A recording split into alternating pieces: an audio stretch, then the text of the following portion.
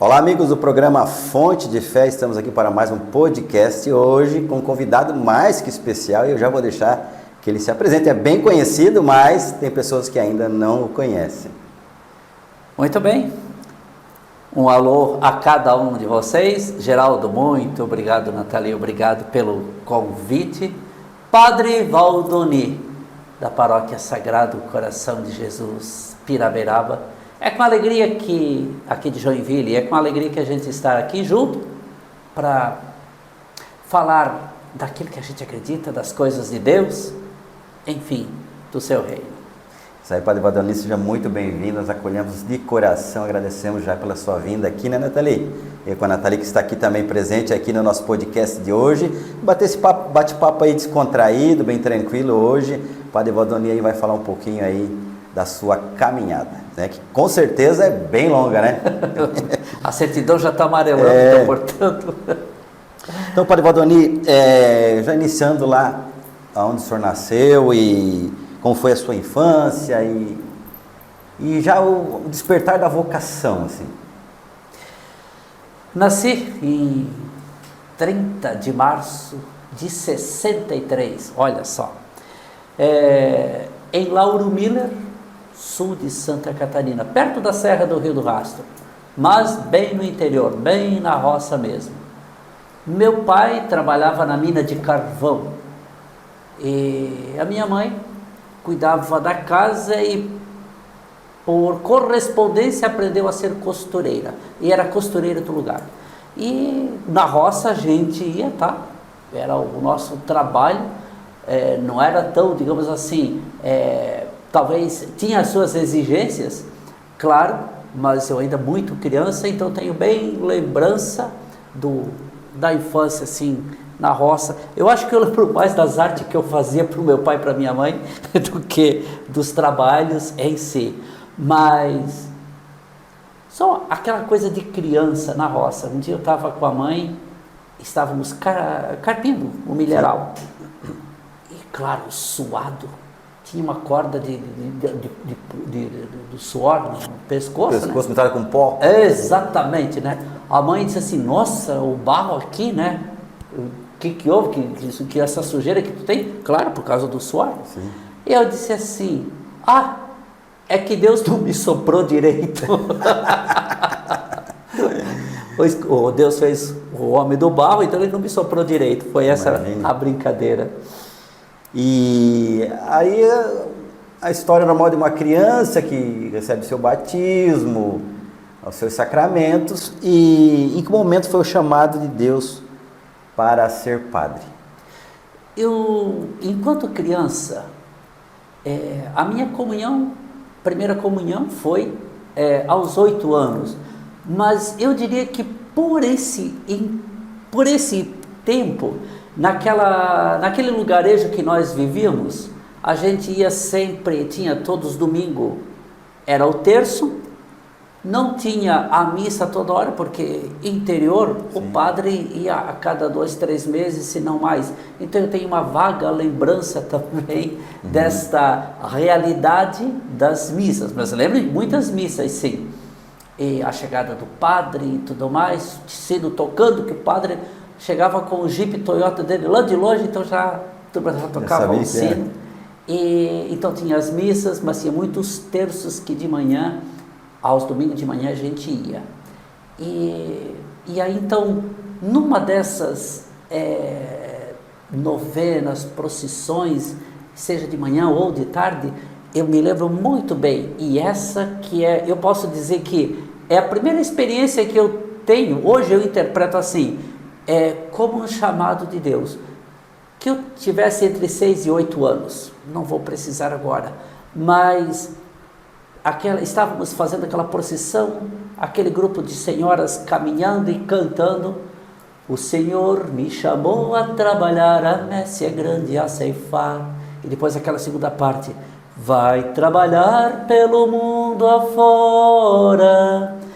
Interessante, eu tenho tão vivo aquele momento delas cantando e eu caminhando e olhando de repente para o horizonte, o sol já se pondo, seria mais ou menos 4 da tarde, 5 da tarde, não sei, e entre as nuvens, aqueles raios de sol, aquele raio que entre as nuvens, me marcou bastante. Bom, mais tarde, quando eu vou para o Amazonas, vai trabalhar pelo mundo afora. Fechou o significado. Imagine, qual foi a reação da sua família, amigos, quando decidiu ser padre? Bom, talvez assim, aqui foi o... Permita-me, vamos... Voltar um pouquinho? O chamado. O chamado que eu tive enquanto criança. Depois, eu saio com 13 anos, eu venho para Joinville, saio de lá, de Lauro Miller, venho morar em Joinville, no Bom Retiro. E comecei a participar da igreja Santo Antônio. Bem no começo não ia tanto, não. Eu confesso que era um pouco lento para poder participar das missas. Num determinado momento, eu comecei a participar e fui num grupo de jovens que daí, então, começo a sentir a questão do chamado. Mas tudo por quê? Um colega meu, porque daí, então, eu fiz, lá em Lauro Miller, eu fiz a 5ª e a 6ª série do ginásio, não é do ensino fundamental. A 7ª e a 8ª série eu fiz aqui em Joinville. E depois, no ano seguinte, eu comecei a fazer o 2º grau, tá? E então, um colega meu que tinha estudado comigo me convidava, o Luiz Gonzaga, Valdonir, vamos lá no Dom Bosco, ou seja, aí na Santo Antônio tinha o centro juvenil Dom Bosco, vamos lá jogar futebol.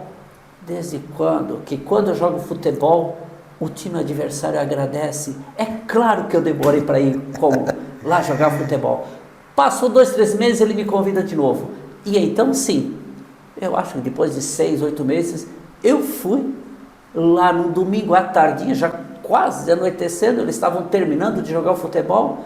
E aí disseram, vem sábado que nós temos a reunião dos jovens. E aí todo sábado à tarde tinha a reunião às 5 horas da tarde, 17 horas. Então eu comecei a participar. Meio turista. Ia num sábado, faltava 2. Ia num sábado, faltava 2. A partir daí, do grupo de jovens, que eu comecei a enxergar algo a mais. Acredito.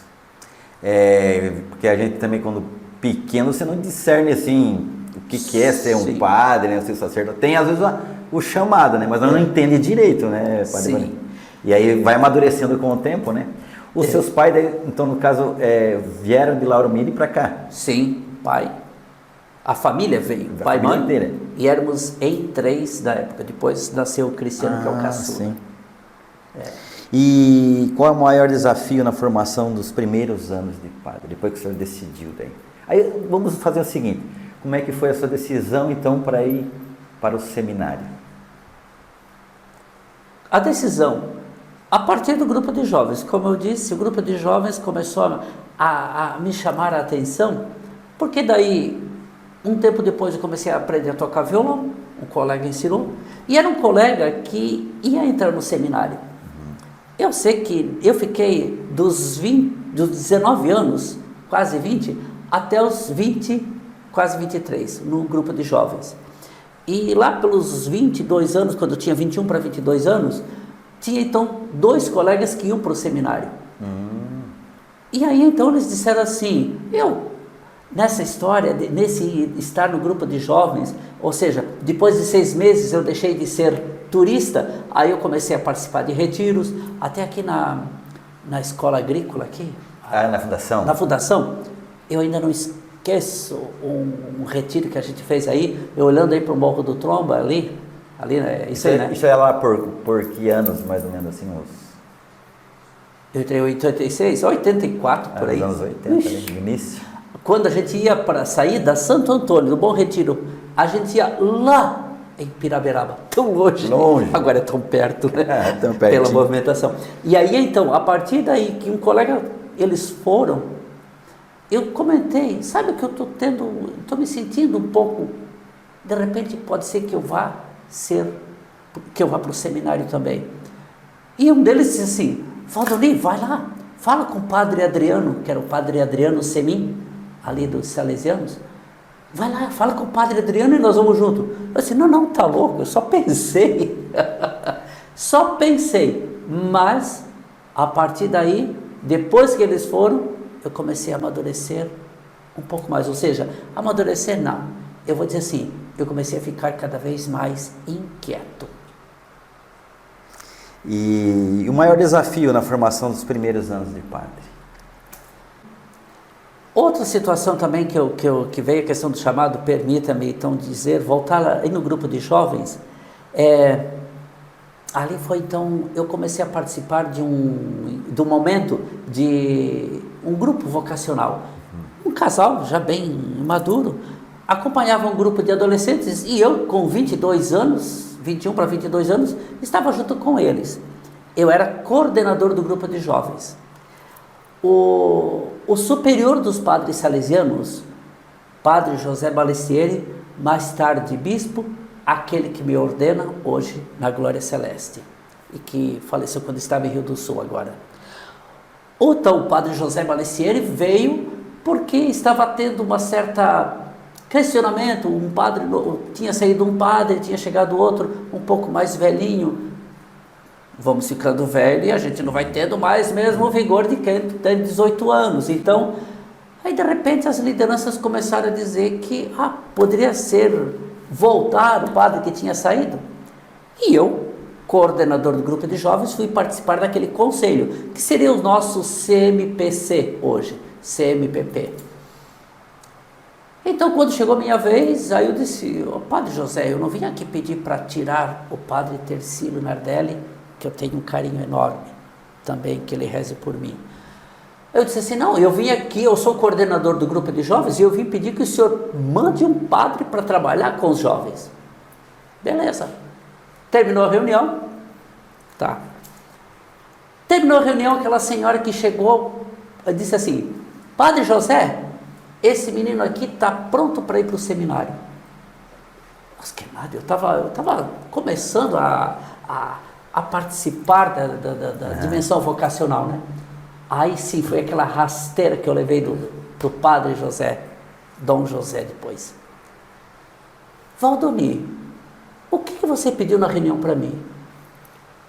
Eu pedi um padre que fosse trabalhar com os jovens. Seja você esse padre que vai trabalhar com os jovens. Olha.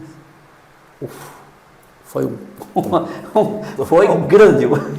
Ou seja, o senhor vai ser padre e ele vai trabalhar com os jovens. Exatamente.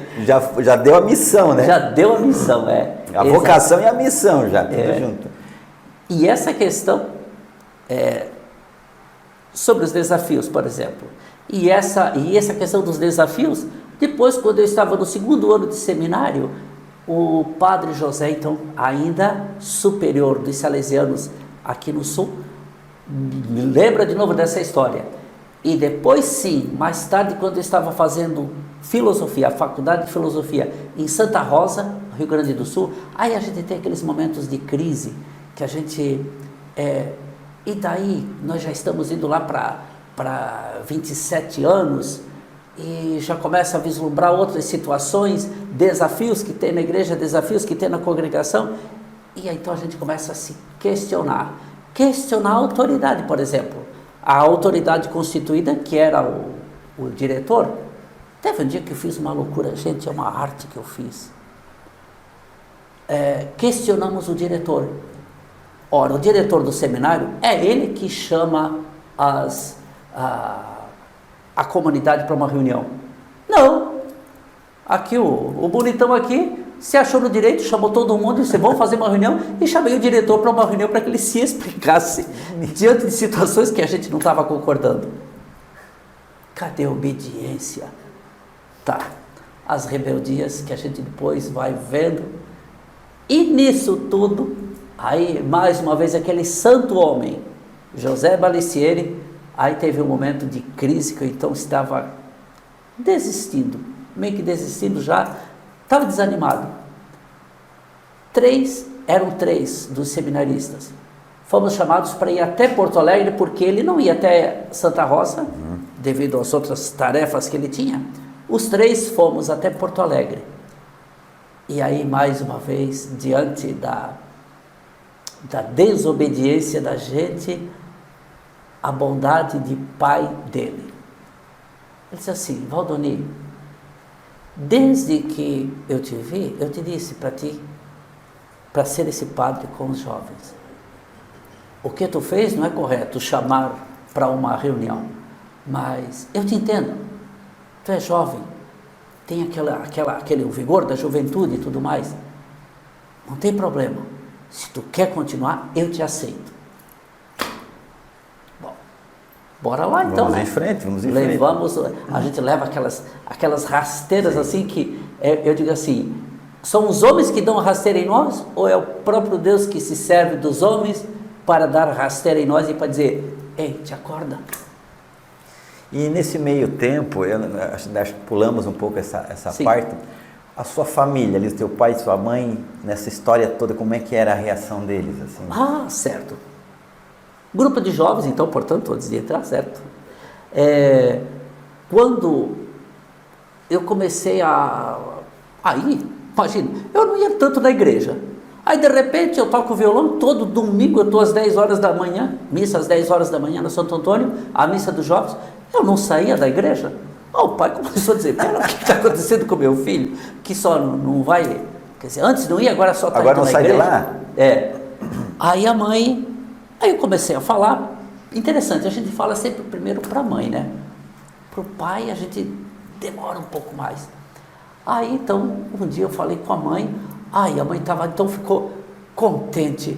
Aí eu disse, mas eu vou falar para o pai também. Convidei o pai para a gente ir lá onde que era o mercado Odivan, ali na João Colim. Imagina, nem existe mais. Depois se tornou faculdade. É faculdade? Hoje, né? Católica. Isso aí, Isso. E em cima tinha uma pizzaria, fomos lá, eu e o pai. Comemos uma pizza de camarão. E aí eu fui falar, né? Pai, olha, eu estou meio em dúvida, mas acho que eu estou indo para o seminário. Aí ele disse assim, eu estou vendo que tu está indo mais na igreja do que em casa, então eu acho que é isso aí mesmo. Mas ele, que bom. Interessante, os dois acolheram. A mãe sempre, aquele sonho assim, ai que bom, meu filho vai ser padre. O pai sempre foi desconfiado, o italiano desconfiado, desconfiado, mas será mesmo? Ou seja, ele demorou.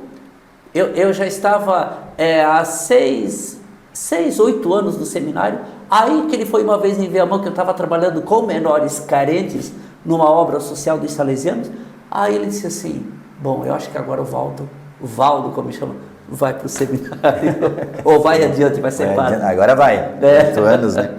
E na sua espiritualidade, qual a fonte que lhe fortalece, ou lhe fortaleceu até hoje? A espiritualidade, bom, antes quando estava no grupo de jovens, eu lia bastante algumas coisas sobre São Francisco de Assis. Então aquela espiritualidade de estar com o hábito, talvez aquele momento do jovem, né? Mas eu também tinha uma espiritualidade meio que monástica. Tanto é que até hoje eu gosto de fazer retiros de silêncio. Claro, ter um diretor espiritual que vai te conduzindo a Sagrada Escritura, documentos da igreja e tudo mais, mas eu gosto da solidão. Eu gosto de usar essa expressão, aquela solidão salutar. Então, eu tinha essa mistura, um pouco dessa espiritualidade. São Francisco, na humildade, a vida monástica, que é aquela vida de clausura, de oração. Mas aí, claro, quando quando eu entrei no seminário, eu não tinha muito clareza da vida religiosa, contemplativa e ativa. Então, com os salesianos, aí a gente começa a trabalhar com os jovens, aí então a gente abraça Dom Bosco. Então, Dom Bosco é o patrono da juventude, então a gente começa a olhar a maneira de Dom Bosco trabalhar com os jovens, a razão, a religião e a amorevolezza, ou seja, ajudar o jovem a viver a dimensão da razão, fé, razão e amorevolezza, o tripé de Dom Bosco, que era a religião. Então, a razão, a religião e a amorevolezza é uma palavra que no italiano já não existe mais, mas é um significado do amor. Inclusive, está mais fundamentada na carta de Paulo o amor é paciente, o amor é compreensivo e tudo mais. É ali a fundamentação de Dom Bosco sobre a amorevolezza.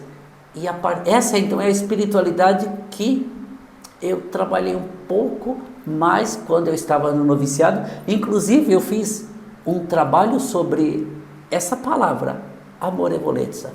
Por isso que eu acabei citando algo mais de Dom Bosco. E Dom Bosco que também passou umas dificuldades bravas também na sua missão, né?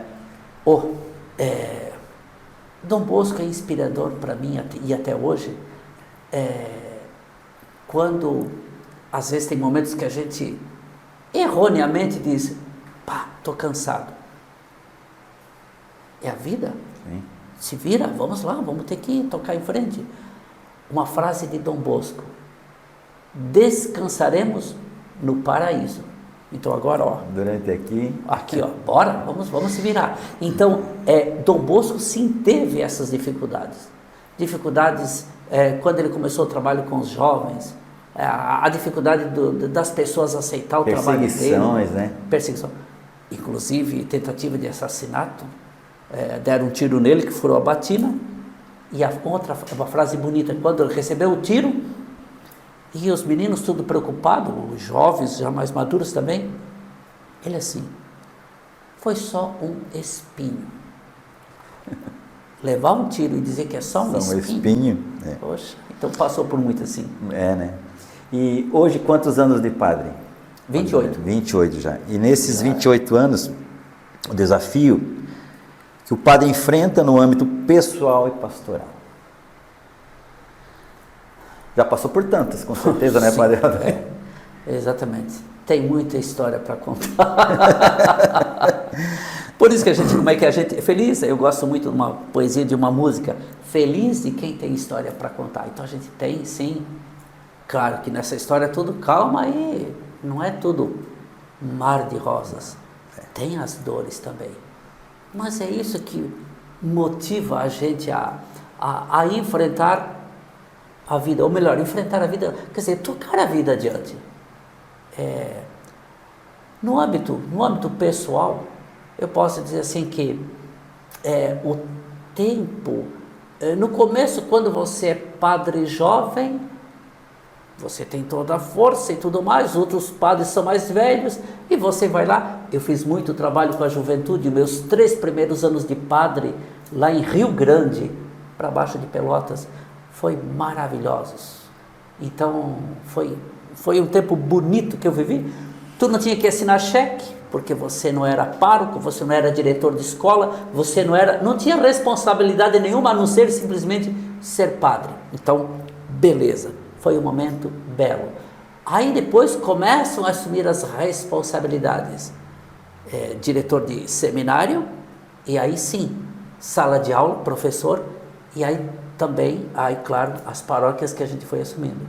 Então, dentro dessas questões pastorais, são os desafios dos compromissos e as responsabilidades administrativas, que hoje eu vejo assim, isso na dimensão pastoral, a parte administrativa, ela suga demais. Ela suga.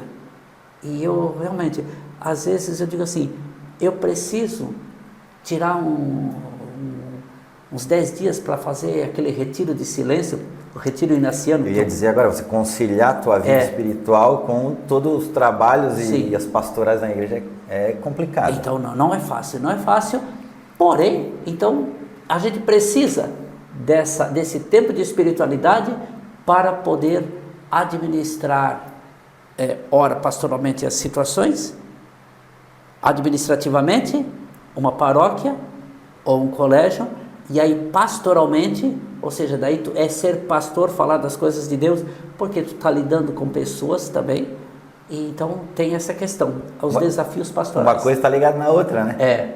Não tem como separar. E aí, se permite naquela questão pessoal, aí vem essa questão, diante da dimensão pastoral, aí chega uma certa hora que, para onde que eu vou? É ali a hora que tu cansa um pouco, e chega uma hora que o teu cansaço, tu fica meio que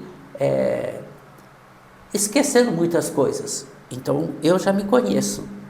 A hora que eu estou esquecendo muitas coisas, senão, opa, tire o pé do acelerador, que tire mais tempo para fazer uma leitura, tire mais tempo para rezar, tire mais tempo para sair, porque senão a gente... É verdade. A gente empacota. Empacota, né? Uma experiência, um momento marcante durante o seu ministério, o que marcou?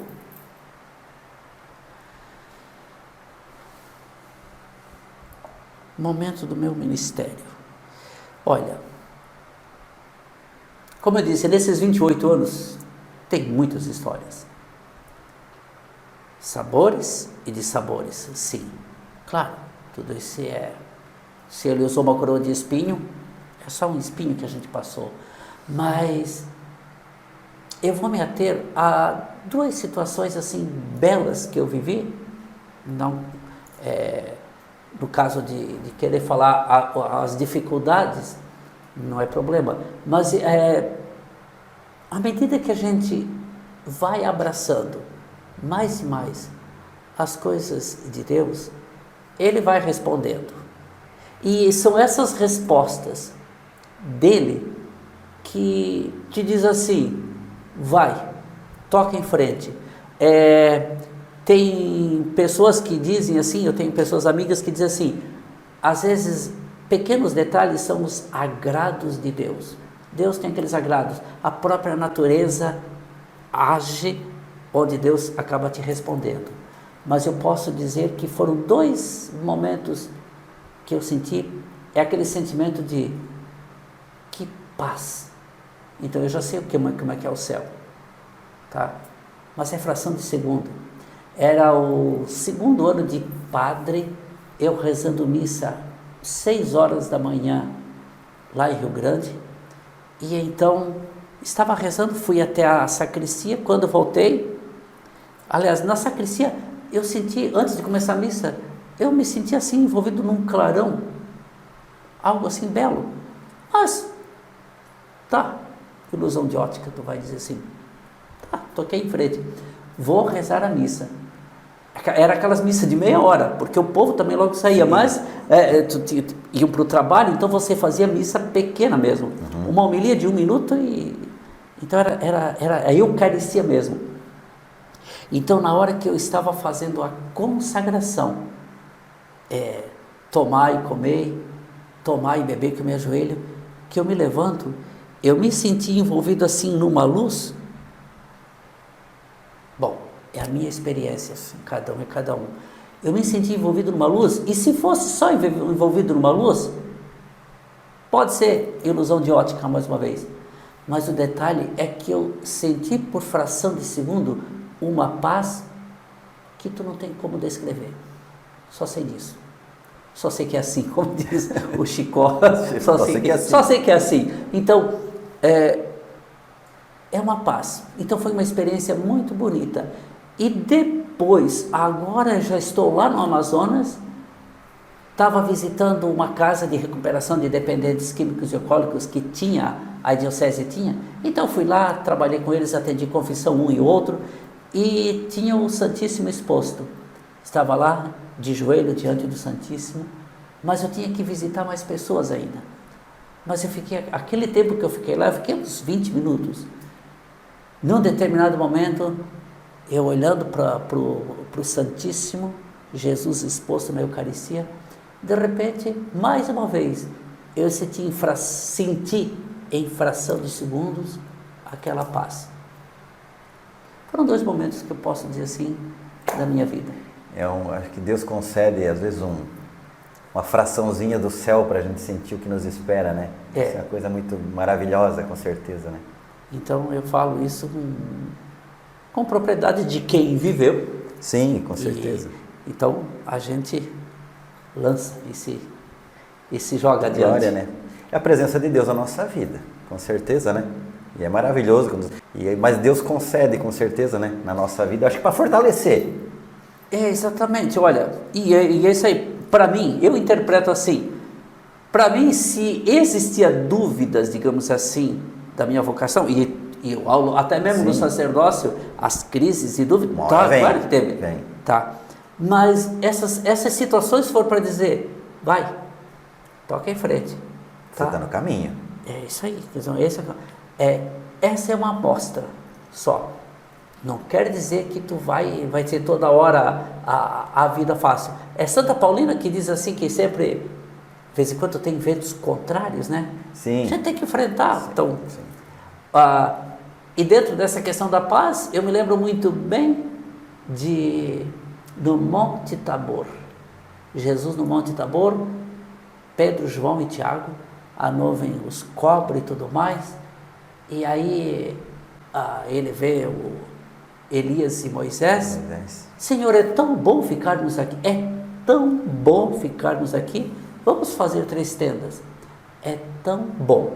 Então, tanto é que depois veio aquela voz e ficou só Jesus aí, ou seja, aquela fração de segundo para dizer, é isso que te espera, só que agora vamos descer a montanha e a vida segue. Exatamente.